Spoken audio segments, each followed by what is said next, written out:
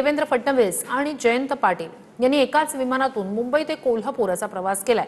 त्यांच्यासोबत विधानसभेचे अध्यक्ष राहुल नार्वेकर सुद्धा उपस्थित होते। या नेत्यांच्या एकत्र प्रवासामुळे राजकीय वर्तुळात पुन्हा एकदा चर्चा रंगली। शरद पवार यांच्या राष्ट्रवादीचे ज्येष्ठ नेते जयंत पाटील आणि मुख्यमंत्री देवेंद्र फडणवीस यांनी एकत्र मुंबई ते कोल्हापूर असा प्रवास केलाय। त्यांच्यासोबत विधानसभेचे अध्यक्ष राहुल नार्वेकरही होते। या नेत्यांच्या एकत्र प्रवासामुळे राजकीय वर्तुळामध्ये पुन्हा एकदा चर्चा रंगली आहे। गेल्या काही दिवसांपासून दोन्ही राष्ट्रवादीच्या विलीनीकरणाच्या तसेच केंद्रामध्ये सुप्रिया सुळे यांच्या मंत्रिपदाची चर्चा चांगलीच रंगली आहे। तर राज्यामध्ये जयंत पाटील यांना अर्थमंत्रीपद मिळणार असल्याच्याही चर्चा आहेत। मात्र दोन्ही राष्ट्रवादींकडून या चर्चा फेटाळून लावण्यात आलेल्या आहेत। असं असलं तरी भेटीगाठींचा सिलसिला सुरूच आहे। काही दिवसांपूर्वी जयंत पाटील यांनी वर्षा निवासस्थानी जात मुख्यमंत्री फडणवीसांची भेट घेतली होती। याच वेळेस वर्षा निवासस्थानी तटकरे आणि पटेल उपस्थित होते अशीही माहिती आहे। या भेटीनंतर आता पुन्हा एकदा जयंत पाटील आणि फडणवीसांनी एकत्र विमान प्रवास केलाय। त्यामुळे पुन्हा एकदा राजकीय वर्तुळात तर्कवितर्क लढवले जात आहेत। चांगली गोष्ट आहे, पेट्रोल वाचवत असावेत, त्यामुळे एकत्र एका विमानातून त्या ठिकाणी ते जात असावेत। आता ते इंडिगोचं विमान होतं का प्रायव्हेट होतं हे मला तरी सांगता येणार नाही। जयंत पाटील साहेब ज्या दिशेने जात होते त्या दिशेने मुख्यमंत्री साहेब सुद्धा जात असतील आणि मोठे नेते एकत्र आल्यानंतर चर्चा होतच असते। पण ती चर्चा काय नेहमी राजकारणाचीच होती असं नसतं। विमानामध्ये कोण कोणाबरोबर प्रवास करतो तर विमान आहे, विमानामध्ये माझ्याबरोबर राजीव गांधी आपलं राहुल गांधी सुद्धा प्रवास करू शकतात। प्रवास करायला काय मना आहे। महत्त्वाची घडामोड आहे, शरद पवार यांच्या पक्षाचे 8 खासदार उद्या पंतप्रधान नरेंद्र मोदी यांची भेट घेणार आहेत। उद्या सकाळी 11 वाजता सुप्रिया सुळे यांच्या नेतृत्वात खासदार पंतप्रधानांची भेट घेणार आहेत। याआधी शिंदेच्या खासदारांसह टीएमसीतून फुटलेल्या खासदारांनीही मोदींची भेट घेतली होती। या सर्व भेटीगाठींमुळे डिलिमिटेशन विधेयक पुन्हा एकदा संसदेत सादर होणार असल्याच्या चर्चा रंगल्या। शरद पवारांच्या राष्ट्रवादीचे 8 खासदार उद्या पंतप्रधान मोदींची भेट घेणार आहेत। उद्या सकाळी 11 वाजता सुप्रिया सुळेंच्या नेतृत्वात हे 8 खासदार पंतप्रधान मोदींना भेटणार आहेत। राज्याच्या काही भागात निर्माण झालेल्या दुष्काळ सदृश्य परिस्थितीच्या अनुषंगानं ही भेट होणार असल्याची माहिती मिळतेय। दरम्यान शुक्रवारीच ठाकरेंच्या शिवसेनेतून फुटलेल्या 6 खासदारांनी पंतप्रधान मोदींची भेट घेतली होती। यावेळी टीएमसीतून फुटलेले 20 खासदारही मोदींच्या भेटीसाठी त्यांच्या निवासस्थानी आले होते। या सर्व भेटीगाठींमुळे डिलिमिटेशन विधेयक पुन्हा एकदा संसदेमध्ये सादर होणार असल्याच्या चर्चा रंगल्या आहेत। दुसरीकडे शरद पवारांसह त्यांच्या नेत्यांच्या आणि राष्ट्रवादीच्या नेत्यांच्या दिल्लीमध्ये भेटीगाठी वाढल्यात। त्यामुळे दोन्ही राष्ट्रवादी एकत्र येण्याच्या चर्चा रंगल्यात। याच मुद्द्यांवरून काँग्रेसचे नेते विजय वडेट्टीवार यांनी सूचक वक्तव्य करत शरद पवारांच्या राष्ट्रवादीला डिवचलंय। दुसरीकडे रोहित पवारांनी डिलिमिटेशनच्या विधेयकावर केलेल्या 2 वक्तव्यांचीही चांगली चर्चा आहे। तर पवारांच्या राष्ट्रवादीचे प्रदेशाध्यक्ष शशिकांत शिंदे यांनीही या मुद्द्यावर भाष्य केलंय। आमचं लक्ष आहे ते विकासासाठी भेटत असतील तर आमच्या शुभेच्छा आहेत। आता डिलिमिटेशनवर त्यांची भूमिका काय आहे आज बोलणं उचित नाही। तर हे वारंवार अमित शहा आणि नरेंद्र मोदींच्या दरबारात हे का जात आहेत, कशामुळे जात आहेत? पवारसाहेब ज्येष्ठ आहेत ठीक आहे, पण इतर जे जात आहेत त्यांच्याकडे जाऊन नतमस्तक होताना आम्हाला दिसत आहे। याचा अर्थ काहीतरी आतून शिजलेला असावं। जेव्हा डिलिमिटेशनचा बिल पार्लमेंटमध्ये येईल तेव्हा कुठला पक्ष कोणाच्या बाजूने मतदान करेल आणि कुठला पक्ष मतदानाच्या दिवशी गायब होईल हे मात्र त्या ठिकाणी आपल्या सगळ्यांना बघावं लागेल। कारण इच्छापेक्षा माझा विश्वास आहे की आमचे सर्व खासदार 8 खासदार डिलिमिटेशनच्या विरोधात त्या ठिकाणी मतदान करतील, कोणी अनुपस्थित राहणार नाही। सगळं व्यवस्थित झालं डिलिमिटेशन मध्ये, तर तुमचा डिलिमिटेशनला पाठिंबा असणार तुमच्या पक्षाचा? याचे निर्णय त्या आमच्या तिथल्या पक्षाच्या नेत्या सुप्रियाताई घेतील। कोणीही कुठेही जात नाही आणि कोणीही महाविकास आघाडी सोडत नाही आणि शरद पवारांची राष्ट्रवादी ही महाविकास आघाडीचा एक महत्त्वाचा घटक आहे आणि पवार साहेब आमचे मार्गदर्शक आहेत। ज्या पद्धतीनं तुमचे खासदार तुम्हाला सोडून गेले तुम्हाला कळलं नाही, तसंच येणाऱ्या काळात उरले सुरले महाविकास आघाडीतले आणि इंडिया ब्लॉकमधले ब्लॉक झालेले पक्ष देखील तुमची साथ सोडतील। राज ठाकरे यांनी मुंबई गोवा महामार्गाची पाहणी केली. स्वतः गाडी चालवत त्यांनी महामार्गाच्या कामाचा आढावा घेतला. महामार्गाचं काम चांगलं करा हा सल्ला सुद्धा राज ठाकरे यांनी कंत्राटदाराला दिला. रस्ता फार काळ टिकणार नाही असंही राज ठाकरे म्हणाले.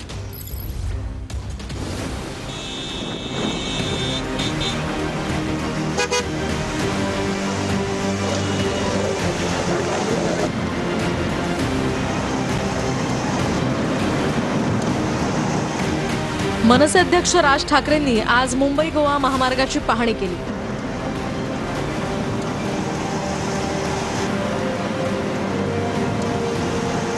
गेल्या 17 वर्षांपासून रखडलेल्या या महामार्गाच्या कामावरून राज ठाकरेंनी सरकारवर टीकाही केली आहे. अनेक वर्षांपासून रखडलेल्या या महामार्गाचं काम अजूनही पूर्ण होऊ शकलेलं नाही. आज राज ठाकरेंनी स्वतः गाडी चालवत या महामार्गाचा आढावा घेतला. तसंच या महामार्गाचं काम चांगलं करा असाही सल्ला राज ठाकरेंनी कंत्राटदाराला दिलाय. मात्र हा रस्ता फार काळ टिकणार नाही अशी महत्त्वाची टिप्पणीही राज ठाकरेंनी पाहणी वेळी केली. रस्ता पाहिला सगळी माती रस्त्यावरती आहे. हा रस्ता टिकणार नाही. हा रस्ता फार काळ टिकणार नाही काळजी घ्या. दरम्यान या पाहणीपूर्वी राज ठाकरेंनी पत्रकार परिषद घेत सरकारवर गंभीर आरोपही केले. आतापर्यंतचा रिवाज असा आहे की तुम्हाला जर रस्ता बांधायचा असेल तर ज्याला लँड ॲक्विजिशन म्हणतो, ती लँड ॲक्विजिशन ही सरकारने करून द्यायची असते आणि मग पुढे कंत्राटदार ती गोष्ट करतो. हे सगळे रस्ते करत असताना प्रत्येक वेळेला हाच प्रॉब्लेम आलेला आहे की जागा संपादित केलेली नाही. कंत्राटदाराला कंत्राट देऊन मोकळे झालेत, पैसे गेलेत, पैशातनं त्यांचे टक्के गेलेले आहेत आणि रस्ता तिकडेच आहे. हे वर्षानुवर्षे याच गोष्टी होत आल्यात. शहरं उभी करायची, रस्त्यांची वाट लावून टाकायची, त्याच्यामध्ये जमिनी विकायच्या आणि जमिनी विकणे एवढा एकमेव धंदा महाराष्ट्रात सुरू आहे. आता कोकणात तर सर्वात जास्ती.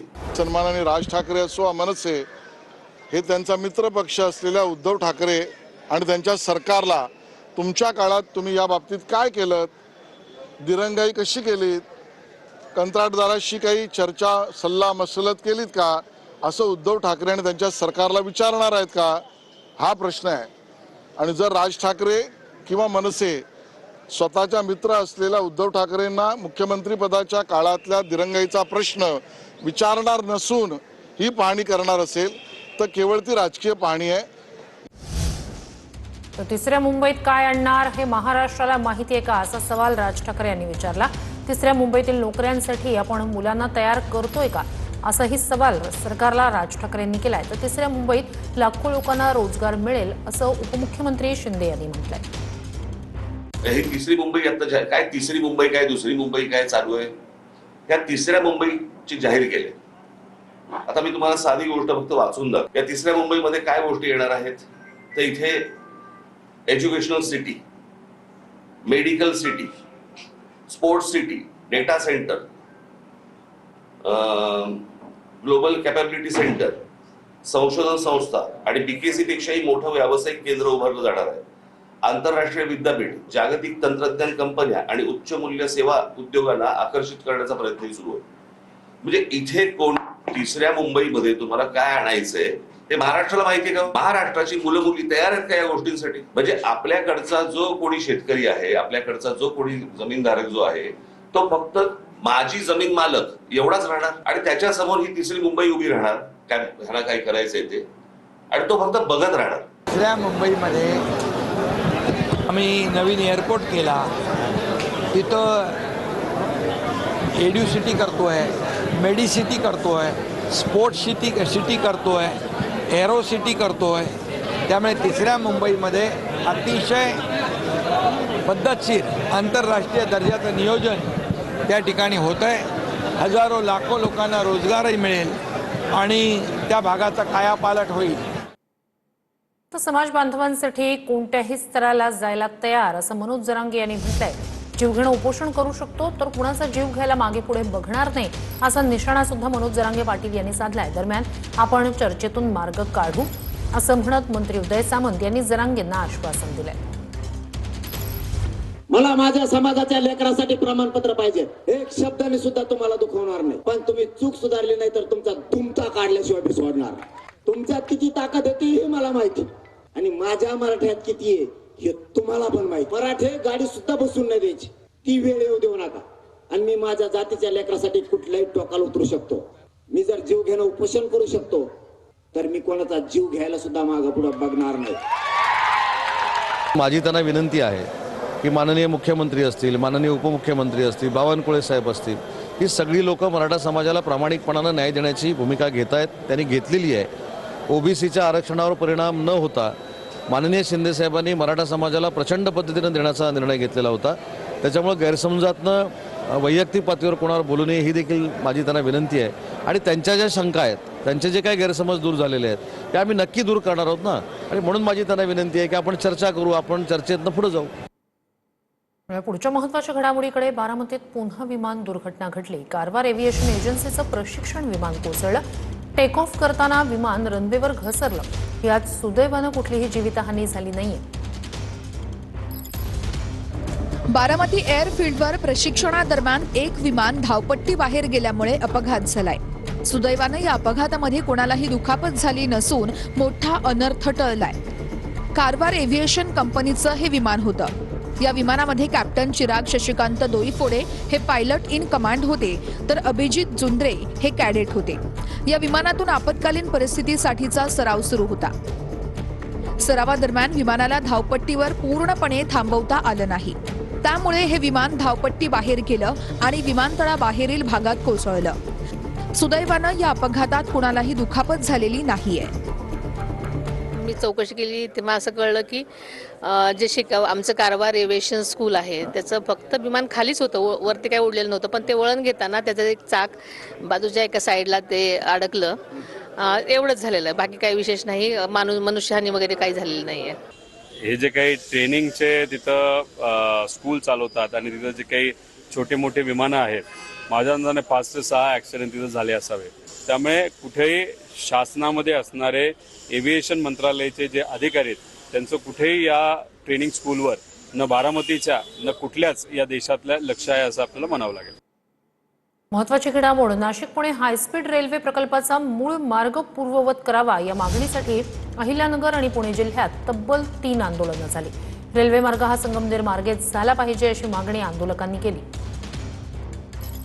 नाशिक पुणे हायस्पीड रेल्वे प्रकल्पाचा मूळ मार्ग पूर्ववत करावा या मागणीसाठी आज अहिल्यानगर आणि पुणे जिल्ह्यात तब्बल 3 आंदोलनं झाली. सिन्नरमध्ये आमदार सत्यजित तांबेंच्या नेतृत्वात समृद्धी महामार्गावर आंदोलन झालं, तर संगमनेर आणि हिवरगाव पावसा या ठिकाणी काँग्रेस नेते बाळासाहेब थोरात यांच्या नेतृत्वात रास्ता रोको आंदोलन करण्यात आलं. यासह पुणे नाशिक रेल्वे कृती समितीनं चाकणमध्ये आंदोलन केलं, तर मंचरमध्ये माजी मंत्री दिलीप वळसे पाटील यांच्या नेतृत्वात आंदोलन पार पडलं. तब्बल 16,000 कोटी रुपयांचा Pune Nashik semi high speed railway प्रकल्प आहे. नारायणगावच्या JMRT दुर्बिणीला धोका निर्माण झाल्यानं या प्रकल्पाचा मूळ मार्ग बदलण्याचा निर्णय झालाय. तर पुणे चाकण राजगुरुनगर मंचर नारायणगाव आळेफाटा संगमनेर सिन्नर नाशिक असा हा मूळ मार्ग आहे. तर रेल्वे मंत्रालयाकडून नाशिक शिर्डी पुणतांबा आणि अहिल्यानगर चाकण अशा पर्यायी मार्गाचं सर्वेक्षण करण्यात आलं. या नव्या सर्वेक्षणामुळे खेड आंबेगाव जुन्नर संगमनेर सिन्नरच्या नागरिकांमध्ये तीव्र असंतोष आहे. दरम्यान सिन्नरमध्ये आज सत्यजित तांबेंच्या नेतृत्वात झालेल्या आंदोलनाला स्थानिकांनी मोठी गर्दी केली होती. या आंदोलनात ठाकरेंच्या शिवसेनेचे खासदार राजाभाऊ आजेही सहभागी झाले होते. यावेळी तांबे यांनी मंत्री गिरीश महाजन यांना फोन करून समस्याही मांडल्या. कोणत्याही परिस्थितीमध्ये तो निकाल जो आहे त्या कमिटीचा तो 60 दिवसात लागला पाहिजे. आणि दुसरी गोष्ट कमिटीने दुसरं आमची मागणी अशी आहे की कमिटीने फक्त तांत्रिक मुद्दे न तपासता जनभावनेचा पण विचार केला पाहिजे. बरोबर आहे. या 2 मागण्या आहेत भाऊ, तर तुम्ही सांगा काय करायचं. नक्की त्याचा 100% विचार होईल. मी मुख्यमंत्री महोदयांना पुन्हा सांगतो, कमिटीला सांगतो 60 दिवसाचा निकाल द्यायचा आहे. सगळा काय असेल नसेल अहवाल द्यायचा आपला. हो, काय अडचण नाही. जनसुनवाई झाली पाहिजे भाऊ. कमिटी गावोगाव तालुक्यात आली पाहिजे. नक्की की आपण तसे कमिटीला सांगतो मी, ते सगळं आपलं ऐकूनही घेतील. भाऊ, आता मला सीएम साहेबांचा पण काल रात्री फोन होता, त्यांचं पण म्हणणं तेच आहे. पण तुम्ही हे थोडंसं तुमच्या प्रशासनाला सांगा की आम्हाला लेखी देऊन टाका की जनसुनवाई होईल आणि 60 दिवसाची मुदतवाढ देणार नाही, अशा 2 गोष्टी आम्हाला लेखी देऊन टाकायला सांगा. हो, लेखीचे शब्द मी तुम्हाला लेखी देऊन टाकतो, पण तुम्ही संपवा, काय अडचण नाही. माझा शब्द आहे, मी तुम्हाला लेखी देतो. तर पुढे या आंदोलकांनी समृद्धी महामार्ग रोखण्याचा प्रयत्न केला आणि त्यावेळी पोलिसांनी आंदोलकांची धरपकड केली. दरम्यान यावेळी पोलिसांनी आमदार सत्यजित तांबे यांनाही ताब्यात घेतलं. तर दुसरीकडे काँग्रेसचे ज्येष्ठ नेते आणि माजी आमदार बाळासाहेब थोरात यांच्या नेतृत्वात नाशिक पुणे महामार्गावरील हिवरगाव पावसा या ठिकाणी रास्ता रोको आंदोलन करण्यात आलं. त्यानंतर प्रशासनाला निवेदन देत हे आंदोलन स्थगित करण्यात आलंय. महत्त्वाची घडामोड, देशात सामान्य नागरिकांसाठी यूपीआय व्यवहारावर कोणतंही शुल्क लावलं जाणार नसल्याची माहिती अर्थ मंत्रालयाकडून देण्यात आली. त्यामुळे यूपीआय पेमेंटवर शुल्क आकारलं जाणार असल्याच्या चर्चांना उधाण आलं होतं. त्या संदर्भातलं हे सरकारकडून आलेलं स्पष्टीकरण आहे. अशा कोणत्याही प्रकारचं शुल्क लावणार नाही असं अर्थ मंत्रालयानं स्पष्ट केलंय. देशात सामान्य नागरिकांसाठी यूपीआय व्यवहारावर कोणतंही शुल्क लावलं जाणार नसल्याची माहिती वित्त मंत्रालयाकडून देण्यात आली आहे. यूपीआय ट्रान्झॅक्शनबद्दल नागरिकांमध्ये अनेक गैरसमज निर्माण झाले होते, त्यामुळे केंद्र सरकारनं स्पष्टीकरण दिलंय. लोकसभेत taxation and other laws amendment bill पारित करण्यात आलं. या बिलात बँकांना व्यापाऱ्यांकडून शुल्क घेण्यास परवानगी देण्याबाबतचा उल्लेख आहे. त्यामुळे यूपीआय पेमेंटवरही शुल्क आकारलं जाणार असल्याच्या चर्चांना उधाण आलं होतं. पण कोणत्याही प्रकारचं शुल्क लागणार नाही असं वित्त मंत्रालयानं स्पष्ट केलंय. यूपीआय पेमेंट केल्यानंतर युजर्सकडून कोणत्याही प्रकारे शुल्क घेतलं जाणार नाही. तसंच सर्व पर्सन टू पर्सन ट्रान्झॅक्शन मोफत राहतील. काही रिपोर्टनुसार सरकार बँक आणि पेमेंट सर्व्हिसेस प्रोव्हायडर्सना 2000 रुपयांपेक्षा जास्तीच्या यूपीआय पेमेंटवर 0.25 ते 0.4% MDR लावण्याची परवानगी देऊ शकतं. पण जेव्हा ट्रान्झॅक्शन एका बिझनेससोबत होईल तेव्हाच हे चार्ज लागू होतील. परंतु दूध, भाजीपाला, किराणा सामान, रिक्षा, टॅक्सीचं भाडं यासारख्या रोजच्या व्यवहारांना शुल्क लागू होणार नाही. त्यामुळे सर्वसामान्यांना दिलासा मिळणार आहे. पुढच्या घडामोडीकडे, मुख्यमंत्री देवेंद्र फडणवीस यांच्या हस्ते कोल्हापूरमधील केशवराव भोसले नाट्यगृहाचं उद्घाटन झालं. कोल्हापूरला कधीच काहीही कमी पडू देणार नाही अशी प्रतिक्रिया आणि याचा मुख्यमंत्री फडणवीसांनी उपस्थित असलेल्या दिली. शहराचा विकास करण्यासाठी हद्दवाढ गरजेची असल्याचंही त्यांनी म्हटलं. आज ज्यांची जयंती आहे, संगीत सूर्य केशवराव भोसले यांच्या नावाने जे नाट्यगृह आहे, या नाट्यगृहाचं पुन्हा एकदा नवनिर्मित स्वरूपात आज त्याचं उद्घाटन झालंय. दुर्दैवाने 2च वर्षापूर्वी या नाट्यगृहाला आग लागली. आमचे उपमुख्यमंत्री अजितदादा पवार यांनी तात्काळ त्या ठिकाणी भेट दिली आणि मंत्रिमंडळात आम्हाला सर्वांना सांगितलं की कोल्हापूरचं वैभव हे नाट्यगृह आहे. कोल्हापूरकरांचं प्रचंड प्रेम या नाट्यगृहावर आहे आणि तात्काळ 25 कोटी रुपये हे त्या ठिकाणी आपण त्याकरता दिले. जर आम्ही तुमचं काम केलं नाही तर आमच्यासारखे करंटे कोणीच नाही. तुम्ही इतका भरभरून आशीर्वाद आम्हाला या ठिकाणी दिलाय. त्यामुळे या सगळ्या नेत्यांना सांगतो, काही काळजी करू नका. यापूर्वीही कोल्हापूरमध्ये कधी कमी पडू दिलं नाही, यापुढेही कोल्हापूरला कमी पडू देणार नाही. मी पण जाता जाता एक बॉल टाकून देतो की हद्दवाढ करणं फार गरजेचं आहे. आता त्या हायकोर्टला शेंडा पार्कला 75 एकर जागा आपण घेतोय. इतकी मोठी इमारत एका हायकोर्टमुळे या शहरामध्ये रोज 20-25 हजार लोक आहेत.